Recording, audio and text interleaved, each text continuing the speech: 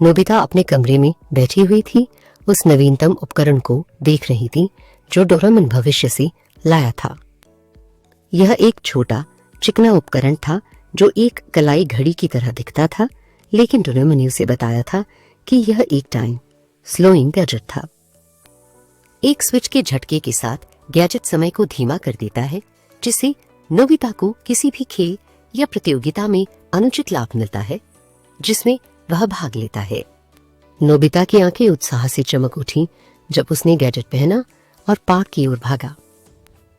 उन्होंने अपने दोस्तों शिजुका, जियान और सुनियो को फुटबॉल खेलने की चुनौती दी।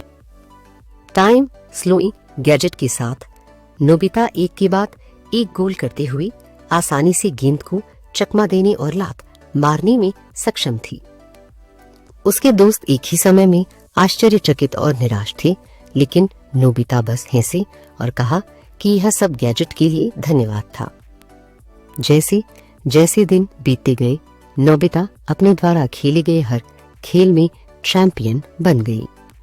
उन्होंने शतरंज, चेकर्स और यहाँ तक कि खाना पकाने की प्रतियोगिता में भी जीत हासिल की।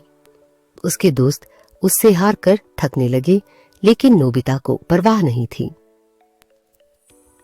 वह अपनी नई सफलता का आनंद लेने में बहुत व्यस्त थे।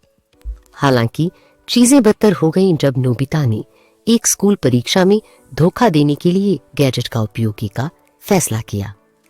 उन्होंने उपकरण लगा दिया और बिजली की गति से प्रश्नों का उत्तर देना शुरू कर दिया, लेकिन इस बार कुछ गड़बड़ हो गई।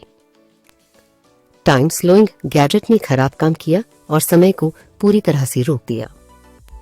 कक्षा एक समय चक्र में फंसी हुई थी, जिसमें सभी और सब कुछ जमे हुए थे। नोबिता ही एकमात्र व्यक्ति था जो चल सकता था, लेकिन वह नहीं जानता था कि प्रभाव को कैसे उल्टना है। उन्होंने गुस्से में गैजेट को बंद करने की कोशिश की, लेकिन यह एक अनंत लूप में फंस गया।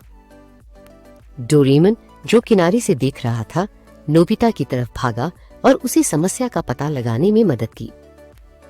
साथ में वे गैजेट को बंद करने और समय को कम करने में कामयाब रहे। कक्षा सामान्य हो गई और नोबिता के दोस्तों को फिर से चलने में सक्षम होने से राहत मिली। जैसे ही वे घर गए, डोरेमोन ने नोबिता को धोखा देने के लिए उपकरण का उपयोग करने के लिए डांटा।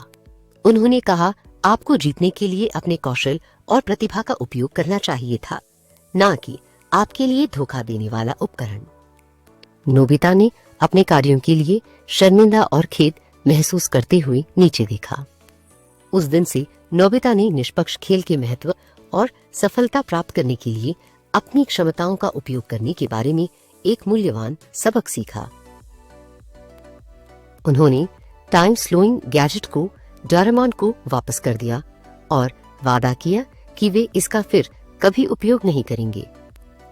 और जहां तक डोरेमोन की बात है, उन्होंने नोबिता पर कड़ी नजर रखना सुनिश्चित किया, यह जानते हुए कि उनके दोस्त को अभी भी एक सच्चे चैंपियन होने के बारे में बहुत कुछ सीखना है।